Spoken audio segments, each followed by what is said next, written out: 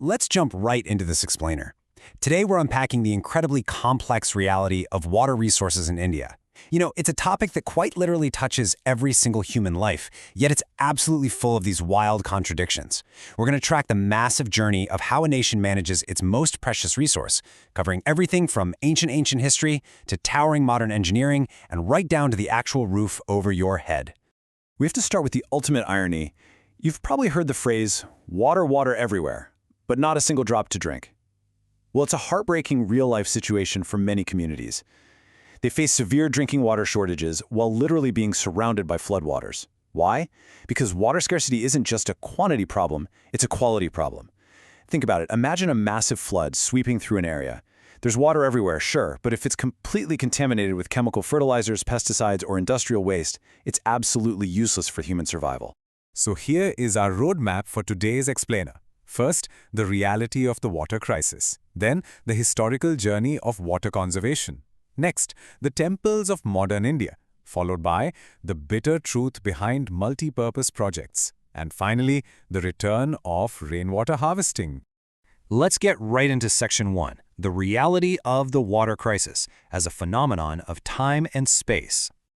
See, water scarcity isn't simply a lack of rainfall across the board. It is fundamentally a phenomenon of time and space. Geographically speaking, an arid place like Rajasthan constantly struggles with water, while places like Cherpunji are getting hit with massive, heavy downpours. And then chronologically, water might be super abundant during the wet monsoon season, but once those dry summer months rolled around, those exact same wells are completely dry. It's just a massive game of uneven distribution. And our modern lifestyle? It's putting an unprecedented strain on this already unevenly distributed resource. There are three major drivers here. First, agriculture relies incredibly heavily on pumping groundwater, which is just rapidly emptying out the underground water tables. Second, massive industrialization doesn't just consume huge amounts of water, it pollutes whatever is left. And third, urbanization. As cities grow into these dense societies, they're literally sucking the ground dry while ramping up local pollution. Which brings us to Section 2, the historical journey of water conservation and ancient engineering. Actually, attempting to control water is not a new idea in India, not at all. We can trace a really rich legacy of complex hydraulic structures back centuries. Way back in the 1st century BC near Allahabad, they were already building structures to channel the floodwaters of the Ganga River. During the Mauryan Empire, you had extensive dams and lakes being constructed. Fast forward to the 11th century, Bhopal boasted the largest artificial lake in the world at the time. And by the 14th century, the Hauz Khas tank was built in Delhi just to supply water to the Siri Fort area. They were engineering massive, large-scale water management hundreds of years ago. All right, Section 3, Temples of Modern India and the Era of Multi-Purpose Projects. This is where the sheer scale of our solutions changed dramatically. Jawaharlal Nehru famously declared that dams are the temples of modern India. And honestly, that phrase perfectly captures the post-independence mindset. These massive concrete or earthen barriers across rivers were viewed as the ultimate engines of development, the sacred sites of progress that were going to propel the newly independent nation forward. They proudly earned the title of multi-purpose projects because, well, a single massive dam tackles multiple critical needs all at once. It provides irrigation, generates hydroelectric power, creates recreational spaces, supplies domestic and industrial water, promises flood control, and even allows for inland navigation.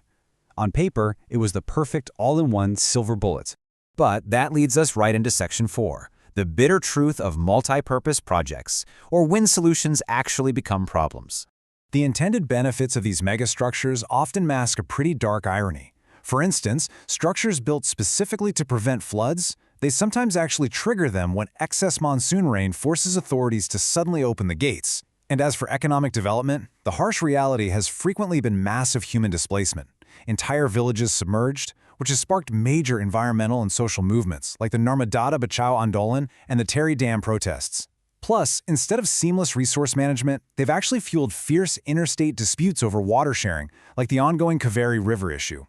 And beyond the human and political costs, regulating a river's natural flow takes a devastating toll on local ecosystems. Dams trap natural sediments, so instead of flowing downstream to nourish the soil, that sediment just builds up behind the dam, leaving a rocky, barren riverbed ahead, making it incredibly difficult for aquatic life to survive or spawn. The reservoirs submerge surrounding vegetation, which rots over time. Oh, and there's a massive agricultural shift too. Because farmers suddenly have access to abundant reservoir water, they often abandon traditional sustainable crops for highly water-intensive ones, completely altering the regional ecology. So, what's the viable alternative here? Let's get into Section 5, the return of rainwater harvesting and making a sustainable pivot. Across India's diverse landscapes, ancient, highly localized methods of capturing rain and floodwater are making a really vital comeback. And they work because they operate in harmony with nature, rather than trying to overpower it. In the Himalayas, communities build guls and kuls. These are clever diversion channels tapping into natural mountain springs. Over in Bengal, they use inundation channels to actually capture and use floodwaters for farming. And in the arid plains of Rajasthan, they build kaduns and johads to trap rainwater on the surface, letting it slowly seep in to moisturize the soil. Speaking of Rajasthan, we absolutely have to talk about Palar Pani. This literally translates to the purest form of natural rainwater. In arid regions like Bikaner and Barmer, homes traditionally have rooftop harvesting systems connected to massive, room-sized underground tanks called tankas. The very first rain cleans the roof, and the subsequent rains are stored. It's a brilliant system that secures pure drinking water for the dry season. Plus, having a giant tank of cool water beneath the floor actually cools the house down, helping residents beat the intense summer heat. How clever is that? Interestingly enough, we're currently witnessing a tale of two trends. In parts of Rajasthan, traditional rooftop harvesting is actually declining. Because the perennial Indira Gandhi Canal has brought constant tap water to these desert regions, some folks are abandoning their ancient tankas.